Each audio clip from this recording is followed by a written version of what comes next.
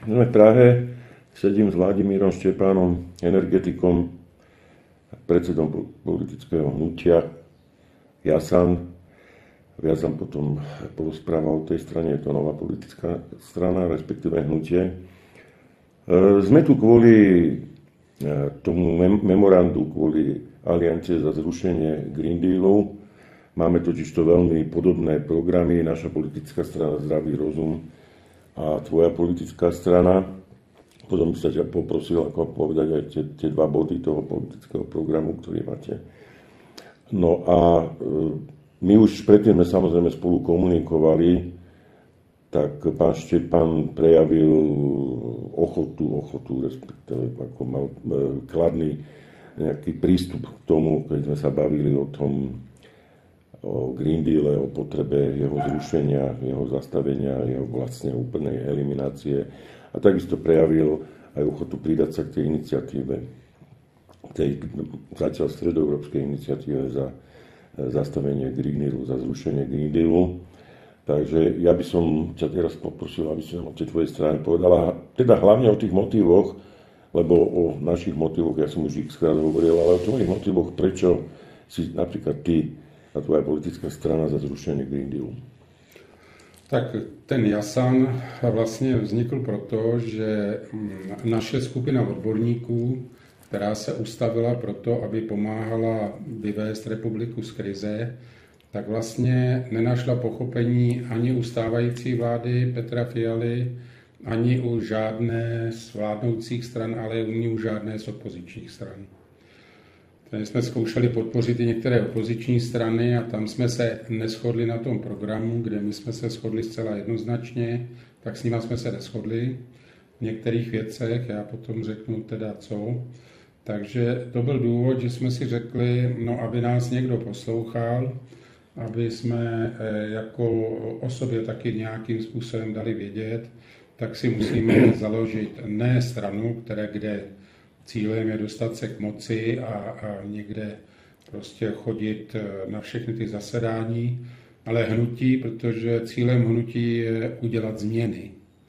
Jo, ne dostat se ke korytům, ale udělat změny. No a o ty změny nám jde, protože náš program, to je asi 12 bodů základní, kde základem je vyvedení ČR z ekonomické, energetické, zemědělské krize, jo, ale samozřejmě je to i zastavení devastace školství.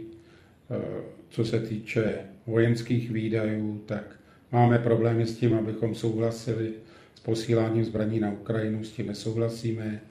Takže takovéto body, kde se lišíme od řady těch politických stran i opozičních.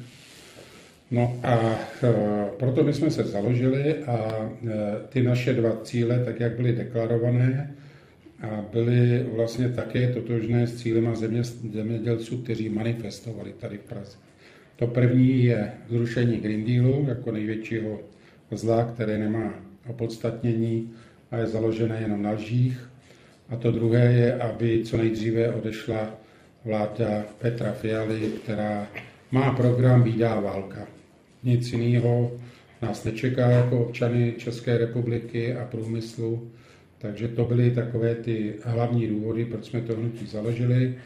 Ono existuje jenom 3 měsíce a proto ještě o nás není tolik slyšet. Budeme mít koncem dubna ustavující sjezd, na kteří už přijedou ti zástupci jednotlivých regionů a budeme se bavit o našem postupu, o konkretizaci, jak dosáhnout našich cílů. Tak to je tak nějak na úvod.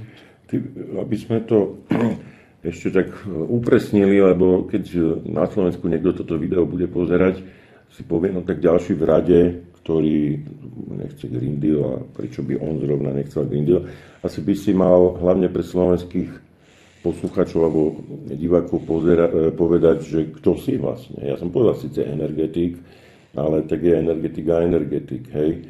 Takže ty máš nejakú bohatú profesnú minulosť, tak keby si sa tak aspoň pre toho slovenského posluchača, diváka představil. Já jsem se pohyboval asi 40 roků v energetice. Začal jsem od píky jako referent, postupně jsem byl první zástupce generálního ředitele, obchodní a finanční ředitel Českého plynárenského podniku. To byla firma, která měla asi 20 miliard zisku, byla to nejbohatší firma v Československu, srovnatelná s ČEZem. Tato firma velmi prosperovala a my jsme vlastně dělali tehdy i pro celé Československo, jsme dělali ty kontrakty na import plynu, skladování, tranzit plynu na západní Evropu. Takže to byl takový ten první můj background. Potom, když došlo k privatizaci energetiky, tak já jsem nesouhlasil s tím, jak ty firmy začaly být řízené, že teda už to nebylo, bych řekl, ve prospěch té energetiky, přestávalo se investovat, zvyšovaly se dramaticky ceny, takže jsem to místo opustil a první, kdo mi nabídl spolupráci, byl inženýr Demko, generální ředitel slovenského plynárenského podniku, takže tehdy na Slovensku nebyli takoví odborníci, takže jsem dělal pro Slovensko 10letý první kontrakty, importní, dělali jsme Pozagás, kontrakty, smlouvy s EIB, s Evropskou investiční banku, dělali jsme obrovské tranzitní kontrakty, zkoušeli jsme dovést na Slovensko norský plyn, což se ukázalo jako úplný nesmysl, prostě fyzicky to nejde. Platit zbytečně za ruský plyn, který se nazývá norský, to vlastně zažíváme dneska, kdy bereme americký nebo německý plyn, ale ve skutečnosti je to ruský a je to několikanásobně dražší. Tak tomu tehdy jsme se na Slovensku vyhnuli. Tehdy jsme SPP dostali, bych řekl, na úroveň těch nejlepších plynárenských firm v Evropě, protože jsme byli v Izraeli, dělali jsme tam projekty, kde nás chtěli na rozvoj podmořských ložisek ropy plynu. Pak to byl plynovod z Číny do Ruska přes Mongolsko, kde jsme byli takový vytipovaní jako poradci mongolské vlády. Potom jsme dělali plynofikaci východní části Chorvatska, plynofikaci distribučních oblastí v Řecku a tak bych mohl pokračovat. Radil jsem těm největším energetickým firmám v Evropě, pomáhal jsem vytvářet novou třeba strategii energetickou firmy Shell. Jako jenom ve zkratce. No potom, když skončilo toto, tak jsem se stal spolupracovníkem energetického regulačního úřadu, kde byla předsedkyní Alena Vytázková a tam jsme výrazně snížili ceny plynu a elektřiny pro odběratele. Měli jsme je jedny z nejnižších v Evropě, na rozdíl od současné situace, kdy je máme téměř nejvyšší. No a potom jsem ještě dělal v teplárenství, kde jsem dělal rozvojové projekty, třeba to bylo rekonstrukce energetiky Antiškových lázní nebo Tomajerova, nebo kotelny v Praze, jo, takže těch projektů byla řada. No a nakonec vlastně jsem si jako říkal, že už končím, že to stačí. No a v tu chvíli přišla tato doba, která vlastně začala tím, že politici začali vykládat, že my nepotřebujeme dlouhodobý kontrakt, že ceny na burze jsou dobré a budou pořád dobré a že ruský plyn je drahý a že jeho ostatní ho nedováží. Tak ten souhrn těchto lží mě donutil k tomu, že jsem začal veřejně vystupovat, no a tím to začalo, protože se na mě vrhli, to je ta doba asi před 2 rokama, se na mě vrhli novináři a televize ze všech stran, že jsem každý týden byl někde. No pro ně to bylo úplně nové a celkem jako se tím docela řídili a mohlo dojít k řadě změn, ale potom nejdříve přišla vláda Andreje Babiše, která vlastně jenom zadlužila stát a nic nepřinesla. No a potom přišla ještě horší vláda Petra Fialy, která tu energetiku prakticky zničila takovým způsobem, že z České republiky odchází průmysl, lidé už mají strach o zaměstnání, mají strach o to, jestli si zachovají ještě domy, anebo o ně přijdou. Takže to je ten důvod, potom jsem říkal na začátku, ten konec byl potom, že jsme se jako nezávislí odborníci dali tady dohromady a skončilo to až tvorbou toho. Dobre, poďme k tomu Green Dealu, ale ja sa to inak opýtam trochu. Predstavme si, že Green Deal sa zrealizoval a popíš mi tvoju víziu v úvodzovkách. No, vízia by mala byť niečo pozitívne, ale v tomto prípade tú antivíziu alebo zlú víziu. Ako bude, keď sa Green Deal bude realizovať, ako bude Európa vyzerať o, dajme tomu, 15-20 rokov? Tak pokud by se Green Deal zrealizoval, tak už tady nikdo nejsme. tak už jsme zlikvidovaní, to je jasný, protože nulový emise znamená, že tady končí život. Tady ty rostliny, které tady vidíme, ty všechny potřebují emise CO2 pro růst. A v těch rostlinách, když vstřebávají ty emise CO2, probíhá proces fotosyntézy, kdy dochází k vytváření kyslíku a k vytváření živin, které podporují růstek rostlin. Takže kdybychom měli nulové emise, tak skončí život, uschnou stromy a my s nimi zahyneme. Takže celý ten program je naprosto stupidní, je to naprostý ideologický nesmysl, který je určený jenom proto, tam ty cíle jsou úplně jiné, politické, je to poškození ekonomiky, poškození ať už České nebo i Slovenské republiky, likvidace průmyslu, je to prostě totální devastace, toto je Green Deal. Prečo? Prečo je Green Deal? Proč je Green Deal? No, protože tady si určitá parta lidí, která je i mimo Evropskou unii, že jo, říkají si globalisté, tak si právě vytkli za cíl, že Evropa, která je největší konkurentem Ameriky a byla čím dál nebezpečnější pro americkou energetiku, musí být zlikvidovaná. Musí být zlikvidovaná prostřednictvím likvidace Německa, její ekonomiky a potom, které drželo, jako bych řekl, Evropskou unii svou výkonností a potom i všech jednotlivých států. No, tak k tomu vlastně byly dosazeny loutkové vlády, ta nejhorší je v České republice. Všechno jsou to absolventi amerického Aspenu. Tam téměř nevím, jestli na Slovensku je někdo absolvent Aspenu, nevím o nikom, možná prezident Macron nebo někdo, jo, ale jinak nevím, kdo ještě, ale u nás téměř všichni. A podle toho to vypadá. To znamená, ta naše vláda nehájí zájmy České republiky, nehájí zájmy lidí, ta jednoznačně hájí zájmy Evropské unie, která je zase řízená těma globalistama, kteří si dosadili zejména do Německa, do Francie, si dosadili svoje loutky, které vlastně napomáhají k likvidaci těch států. A když už se bavíme, proč třeba, tak jde o to, jakými nástroji se ten Green Deal realizuje. Ten jeden z hlavních jsou právě emisní povolenky. Že vlastně emisní povolenky, které vlastně to je to, co má bojovat proti emisím CO2, měl to být tlak na to, aby firmy zrekonstruovaly svoje zařízení, aby snížily ty emise CO2. Jo, a proto platili emisní povolenky za vypouštění právě těch CO2. A ta cena měla být někdy 30 € v roce 2030. Potom ale přišli na to, že aby ta ekonomika se zničila, no tak musí tu cenu měli vytáhnout, takže omezili počet těch emisních povolenek, tím pádem a začalo se s nima obchodovat, spekulovat, no a tyto nástroje vyhnali tu cenu těch emisních povolenek až na 100 €.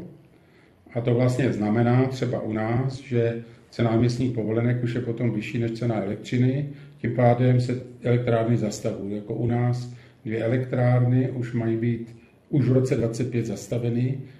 My máme přestat být vývozci elektřiny, my budeme podle přání Petra Fialy dovozci elektřiny a budeme ji dovážet, akorát neřekl odkud, protože ji nikdo nebude mít.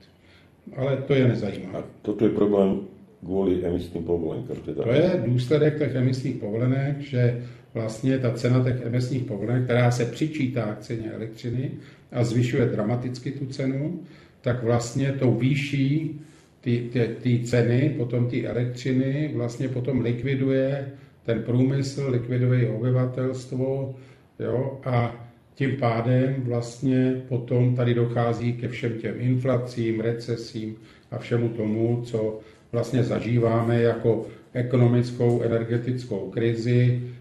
Je řečeno, za to může Putin a na to je krásný příklad, když jeden náš redaktor vyjel do Polska, koupil si tam 9 koblížků za 18 korun, to znamená jeden za necelý 2 koruny, až jel k nám a tam jeden koblížek koupil za 17 korun.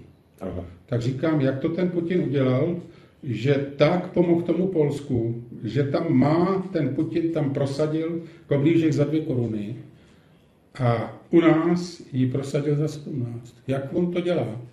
No, takže to je stejný podvod jako celý Green Deal, který je vymyšlený, jo.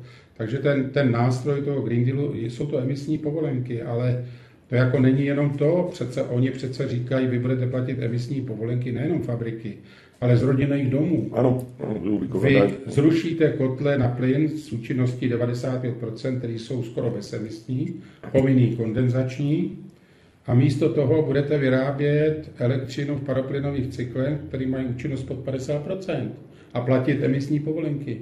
A ty kotle zakážeme a tohle postavíme. A to nebudete topit dřevem. Jo?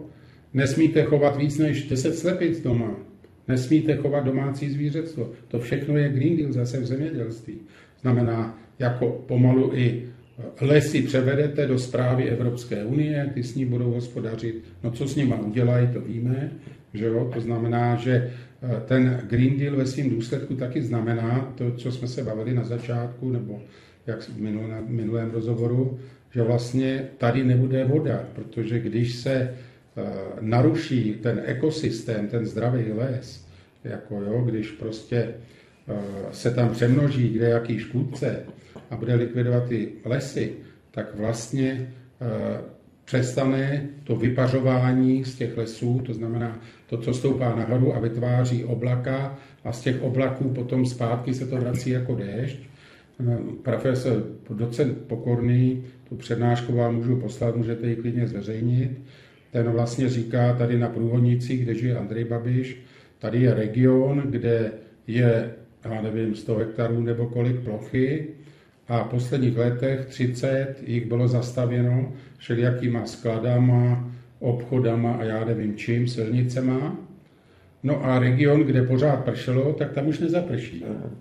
Protože, a to je přesně ono, jo, že oni tu úrodnou půdu a to rostlince, co na ní to zlikvidovali, místo toho tam jsou silnice, sklady, montovny a všechno možný. No a to vlastně funguje tak, že to, co se z toho vypaří, to potom stoupá do výšky 10 kilometrů a větry to odnesou nad moře a spadne to na moři, takže pak máme na moři záplavy v přímořských státech a tady je sucho. A tady je to vidět na tomhle malém mikroregionu, že to je pravda. On to prokazuje. Takže ten Green Deal, to není zdaleka, to nejsou jenom emisní povolenky, to je i ten zákaz spalovacích motorů a místo elektromobilů. A protože nebude elektřina, tak nebudete mít ani auta spalovat na benzín. Nebudou žádný auta. Nebudou žádný auta, jo. Takže to je prostě, to by se dalo říkat o dalších a dalších opatření. Je to soubor opatření pro zničení našeho života.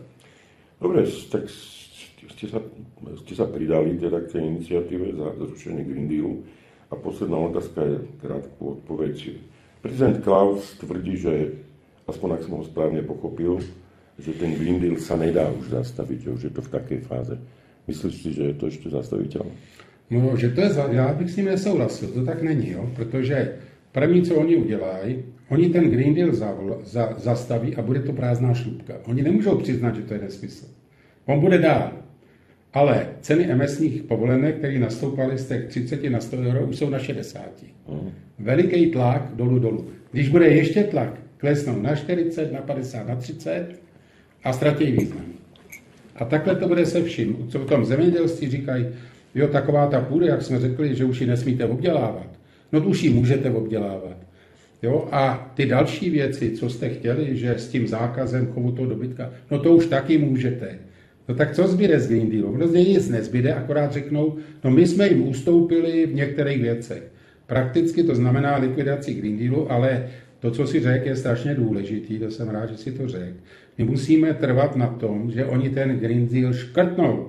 Ne, že dají úlevy, protože když dají ty úlevy, teď je voleb, a až bude po volbách a oni budou zvolení, tak se k tomu všemu vrátí. Takže my musíme trvat na tom, že ten Green Deal musí být zničen, odvolán a tak dále. Zašlapán do země. Není nikdo, kdo by předložil nějakou studii, kde by bylo prokázáno, že emise CO2 jsou škodlivé. Teď ve vzduchu je o 0,04%. CO2 je těžší než vzduch. Jak můžou být emise něčeho, co je těžší než vzduch? Teď je to úplná pitomost, jo? Jako střední škola. Aspoň kdyby si přečetli střední školu, učebnici. Ne. Oni tvrdí lež a jedou v tom pořád, protože tím sledují svoje cíle. A to je to nebezpečné. No, o tomto určite ešte budeme hovoriť, či už spolu, alebo každý zvlášť. Na záver by som aj chcel, aby si aj tak ľuďom aj ukázať, že napriek tomu, že bohužiaľ musím to takto povedať, tá česká vláda sa dnes ukázala ako úzkoprsa až nepriateľská voči súčasnej slovenskej vláde, že nejak to tie vzťahy nepoškodzuje. My sme dôkazom toho, teda, že to tak je, hej. Napriek tomu teda, že Fiala vypovedal tie také síce nie periodicky pravidelné, ale napríklad tie spoločné rokovania vlády, obmedze spoluprácu vo V4 a tak ďalej, že myslím si, že aj ty a ja môžeme potvrdiť, že tie vzťahy ostávajú veľmi dobré a ja dúfam len, že to je taký dočasný úlet jedného poblázneného českého politika, že tie vzťahy sa určite vrátia na tú predchádzajúcu úroveň, ako boli, teda vždy boli. Čo sa dvoch štátov v Európe týka, si dovolím povedať, že ako dvojica sme boli premiantom Európy v tých vzťahoch. No, já si myslím také, jako co se týče poškození těch vztahů, tak tady u nás sílí to vědomí, s kterým já souhlasím. Petr Fiala není premiér České republiky, je to loutka, která je dosazená s cílem zničit Českou republiku. Zkuste mu říct, ať si zaspívá českou hymnu, nebo ať se veme do ruky českou vlajku. To si neveme. Čí zájmy hájí? Zrovna tak prezident Pavel. To není prezident České republiky. Ten je ta loutka dosazená, je ze stejného hnízda, jako je Petr Fiala. Takže oba nejsou reprezentanti českého národa, to vzkazuju na Slovensko. A toto mínění u nás sílí. Já myslím, že už to je jako ty vztahy Čechů ke Slovákům nikdy nebyly lepší, než po tom rozdělení. Jo? Že takový ty, jak se ty navzájem ty politici a takový podezřívali a všechno, to je pryč. To znamená, že jako tito politici hovoří prostě za sebe a protože mají v rukou tisk a televizi, tak to pořád slyšíme, ale je to jenom jejich názor, ale rozhodně to není názor české veřejnosti. Takže já si myslím, že nám tím hodně pomohl, protože spousta Čechů už prohlídla, protože jim šáhli na Slováky a to je pro ně citlivý místo, protože Češi možná víc než Slováci pořád berou z toho, svět je nebezpečný. 15 milionů lidí v jednom státě se ubrání daleko víc a musí ho brát vážně. No. Ty státy by se měly dohodnout na jednotné politice, jednotné armádě, jednotným postupu v zásadních věcech, abychom přežili. Když nás rozdělí, tak nás mohou zničit. A ten Fiala k tomu ještě přispívá. A to je to nebezpečný. Takže já si myslím, že zrovna my dva tuto myšlenku asi budeme prosazovat, že nepotřebujeme znova Československo jako takový, ale potřebujeme mnohem užší spolupráci v těch naprosto zásadních oblastech. Tým naplno súhlasím aj ja. Dobre, ďakujem. Myslím, že na úvod je Tak taky děkuju. postačujúce. Ďakujem pekne.